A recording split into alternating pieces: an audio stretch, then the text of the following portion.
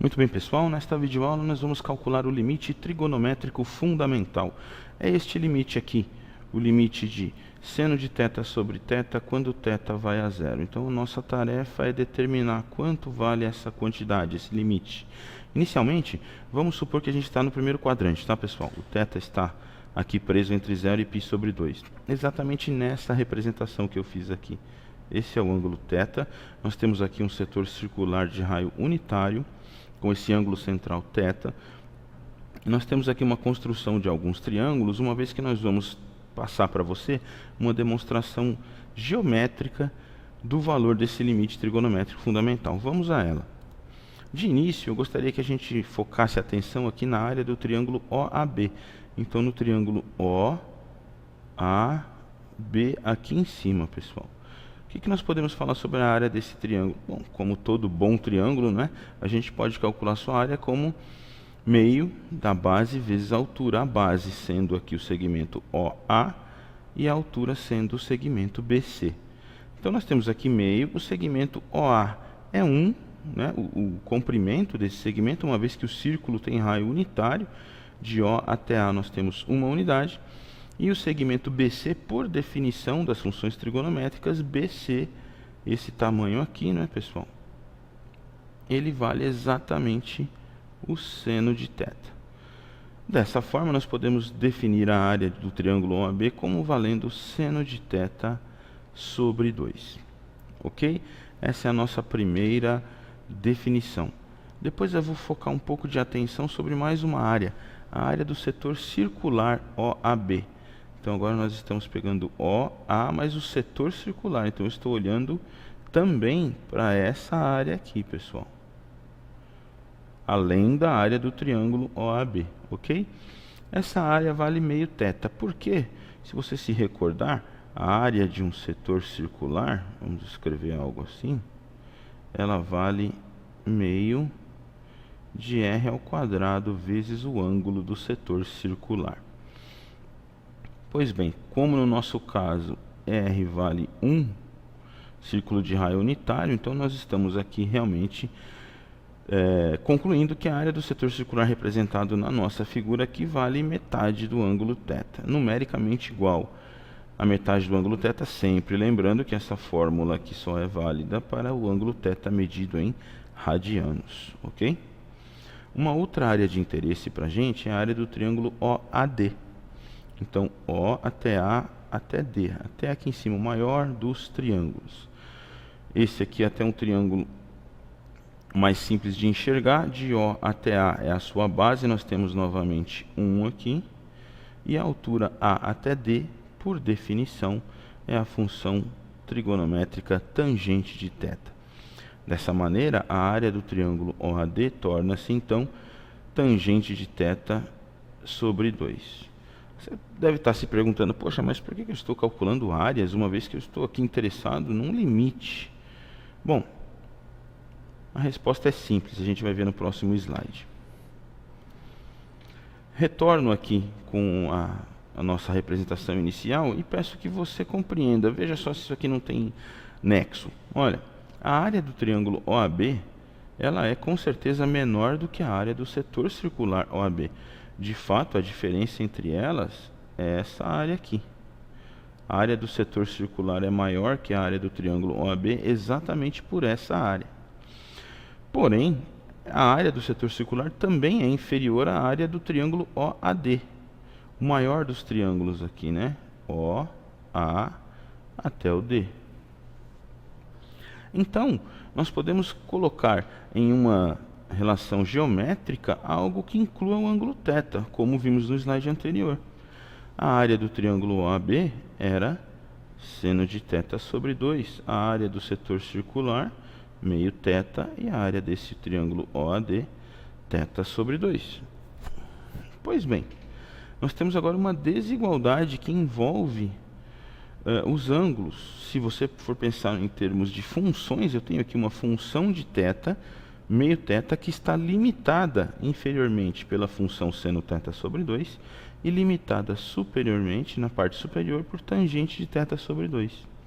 Isso nos lembra muito o teorema do confronto, e logo nós vamos lançar a mão dessa ferramenta. Mas, para poder usar o teorema do confronto, eu devo chegar no limite que eu desejo. E se você se recorda, eu estou interessado em algo do tipo seno de θ sobre θ. Então eu vou ter que trabalhar essa desigualdade aqui para chegar em algo parecido com isso, ok? Então vamos lá. O que a gente pode perceber aqui? Bom, eu posso multiplicar toda a desigualdade por 2 e chegar em seno de θ menor que a tangente de θ. Lembrando que a tangente de θ é seno de θ sobre cosseno de θ, eu também posso escrever, então, que 1, eu vou dividir todo mundo aqui por seno de θ, tá, pessoal? Então, nessa passagem aqui, nós estamos dividindo toda a desigualdade por seno de θ. Nós podemos fazer isso, depois vamos calcular o limite quando isso vai a zero. Então, seno de θ sobre seno de θ, eu tenho 1. θ sobre seno de θ está aqui, é exatamente o que eu queria, né, pessoal? Lembre-se, esse é o nosso objetivo. E vou dividir tangente de θ por seno de θ, eu obtenho aqui 1 sobre o cosseno de θ. Tenho, de novo, uma nova desigualdade. E agora eu sei que a função θ sobre seno de θ é limitada abaixo pela constante 1 e limitada acima pela função 1 sobre cosseno θ. Vamos reaver essa última desigualdade, que ela está aqui. Exatamente essa. Porém, pessoal, eu posso inverter essa desigualdade, não é? Se esta é válida, então o oposto dessa função, perdão, o inverso dessa função, que é o cosseno, é menor do que o seno de θ sobre θ, que é menor do que 1. Essa é uma das propriedades das desigualdades, não é mesmo? Então agora a desigualdade que mais me interessa é essa, porque finalmente eu cheguei aqui na função seno de θ sobre θ, e eu descubro que ela é limitada abaixo pela função cosseno θ, acima pela constante 1. Então já estou pronto para usar o teorema do confronto, e é o que a gente vai fazer daqui a pouquinho. Lembrando que, se eu calcular o limite de θ tendendo a zero da constante 1, isso me retorna 1, e o limite do θ tendendo a zero para o cosseno de θ, isso dá cosseno de zero, que é 1. Portanto, eu posso usar o teorema do confronto aqui. Se este limite aqui, pessoal, dessa função está aqui, não é? Quando θ tende a zero, se isso vai a 1, e esse limite dessa constante também é 1, pelo teorema do confronto, eu garanto então que o limite que está na parte central da desigualdade tem que convergir para o valor dos limites nos extremos. Esse é o teorema do confronto que nós já estudamos, então eu consigo descobrir aqui que o limite de seno de θ sobre θ, quando θ tende a zero mais, lembre-se, eu peguei ali o primeiro quadrante, não é? Então θ assume valores maiores do que zero, portanto eu estou fazendo zero tendendo pela direita, esse limite é igual a 1. No entanto, se você se lembrar que o seno de θ sobre θ é uma função par, e você pode testar isso aí nas suas anotações, o mesmo deve ocorrer para o zero tendendo à esquerda. E uma vez que o limite para zero tendendo à direita é igual a zero tendendo à esquerda, eu posso concluir então que o limite de seno de θ sobre θ, quando θ vai a zero, isso é importante, θ tem que ir até zero, vale 1. Esse é o nosso limite trigonométrico fundamental, muito importante, por isso que tem esse nome, pessoal. E nós vamos exatamente usar esse limite para calcular diversos outros que vão nos ajudar, inclusive, nas regras de derivação. O primeiro deles, que eu gostaria de pensar, é o seguinte: vamos tentar usar o limite trigonométrico fundamental para calcular esse outro limite aqui, ó. Cosseno de θ menos 1 sobre θ quando θ tende a zero. Se fizermos a primeira substituição, a gente vai perceber que, se o θ tende a zero, numerador e denominador ambos tendem a zero, e aqui eu tenho uma indeterminação, não é? Não sei quanto dá, é uma indeterminação, eu preciso trabalhar, então, manipular as funções envolvidas para eliminar essa indeterminação. Uma técnica bastante interessante que a gente aprendeu é essa daqui. Eu vou pegar, então, essa expressão de cima aqui do numerador e vou criar o conjugado dela, que é cosseno de θ mais 1, e vou multiplicar e dividir por esse fator. Por que que isso me ajuda? Aqui em cima eu consigo ver, então, uma diferença de quadrados. cosseno de θ menos 1 multiplicado por cosseno de θ mais 1. Como eu multipliquei e dividi, eu não alterei a função, no entanto me ajudou bastante, porque em cima eu vejo a diferença dos quadrados do cosseno e do 1. Então eu tenho aqui cosseno ao quadrado de θ menos 1, embaixo eu fiquei com θ cosseno de θ mais 1. No que isso me ajuda, pessoal? O cosseno ao quadrado conversa com o seno ao quadrado. E aí eu consigo fazer aparecer o seno de θ e eu tenho um θ aqui embaixo. Eu posso lançar a mão do limite trigonométrico fundamental que a gente acabou de ver. E é exatamente o que acontece. Vejam só. Cosseno ao quadrado de θ menos 1 nada mais é do que menos o seno ao quadrado de θ. E eu continuo tendo 0 sobre 0. Por favor, perceba isso. Mas agora eu posso reescrever essa quantidade aqui de uma maneira mais conveniente, de tal forma que eu possa usar o limite trigonométrico fundamental. Veja só como é simples. O menos seno ao quadrado de θ eu reescrevi como menos seno de θ vezes o seno de θ. E agora é mais conveniente escrever todo esse produto como produto de duas frações nessa forma que você vê aqui. Eu tenho seno de θ sobre θ, com sinal negativo, multiplicado pelo seno de θ sobre o cosseno de θ mais 1. Agora está tudo prontinho para a gente lançar a mão das propriedades dos limites. A gente lembra que o limite do produto é o produto dos limites, desde que cada limite individual exista. Isso é muito importante, tá, pessoal? Você não pode sair lançando mão das propriedades do limite sem antes garantir que todos os limites envolvidos existam. Pois bem, então eu vou pegar novamente essa expressão aqui nesse próximo slide, ela está novamente aqui. Vou aplicar as propriedades do limite. Então o que eu fiz aqui? Já apliquei uma outra propriedade, estou vendo uma constante menos 1 aqui, não é?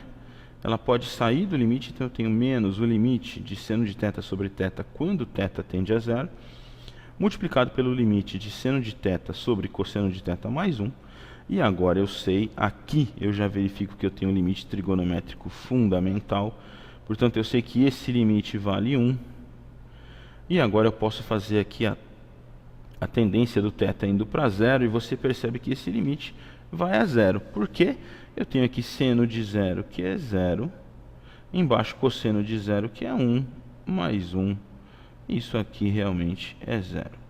Sem dificuldade nenhuma. Então, no final, o que eu descubro?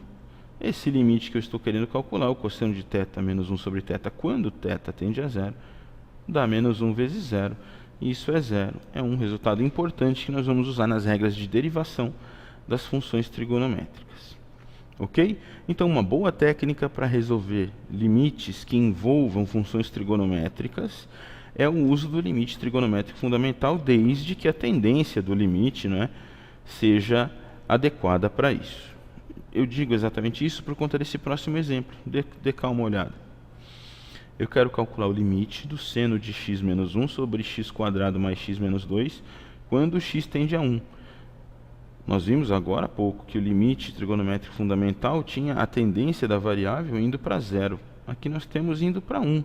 Será que mesmo assim eu consigo utilizar? Desde que as funções envolvidas permitam, você consegue fazer mudanças de variáveis para chegar lá, pessoal. E é isso que eu vou mostrar para vocês. Vamos lá, um pouquinho de atenção aqui. Então nós temos o limite do seno de x menos 1 sobre x² mais x menos 2, quando x tende a 1. Fazendo aqui as tendências, nós temos novamente 0 sobre 0. Indeterminação, precisamos resolver. No entanto, você percebe que aqui é um polinômio. Se x igual a 1 é raiz desse polinômio, uma vez que aqui deu 0. Portanto, você pode fazer a fatoração e descobrir o seguinte, que o polinômio x² mais x menos 2, na verdade, pode ser fatorado como x menos 1, x mais 2. E agora aqui, pessoal, bastante calma, né? Segurem o dedo, pelo amor de Deus, não vão fazer o cancelamento aqui, né? Desse x menos 1 com esse. Isso aqui não é seno vezes x menos 1. Não, é seno de x menos 1. Esse é o argumento x menos 1. É o argumento da função seno. Por favor, não vão fazer nenhum tipo de corte aqui. Inclusive, como acontece no limite trigonométrico fundamental. Muita gente corta o seno de θ sobre θ e corta o θ. Não, isso não é permitido, ok? Mas agora eu posso reescrever esta expressão, uma vez que eu tenho seno de um argumento dividido pelo mesmo argumento. Esse é o padrão do limite trigonométrico fundamental. E depois eu tenho que dar uma olhada, evidentemente, na tendência. Então vamos lá. Eu reescrevi isso aqui, né, de uma maneira mais conveniente. Seno de x menos 1 sobre x menos 1, 1 sobre x mais 2. De novo, vou lançar mão de propriedades dos limites. Eu sei que esse limite aqui, quando x tende a 1, existe. E esse aqui tem a cara do limite trigonométrico fundamental. E eu vou mostrar para você como é que resolve. Então vamos lá, cheguei nessa etapa. Tenho os dois limites agora para pensar. Esse aqui é muito simples, vai para 1/3. Se x tende a 1, 1 sobre 1 mais 2, 1/3. Então eu preciso agora calcular, na verdade, quanto é o limite do seno de x menos 1 sobre x menos 1, quando x tende a 1. A jogada aqui é fazer uma mudança de variável, pessoal. Veja, se x menos 1 for igual a u, uma vez que o x tende a 1, u tende a 0. Sim?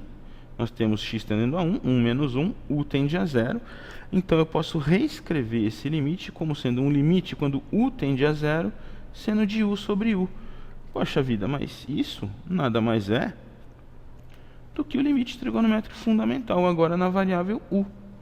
Então eu posso verificar novamente que esse é o limite trigonométrico fundamental e o limite que a gente está calculando vale 1/3.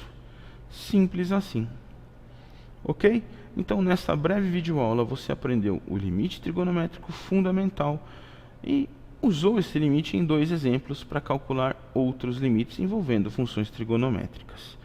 Nós vamos fazer o mesmo nas próximas videoaulas, onde estaremos calculando derivadas de funções trigonométricas. Um abraço a todos e até lá!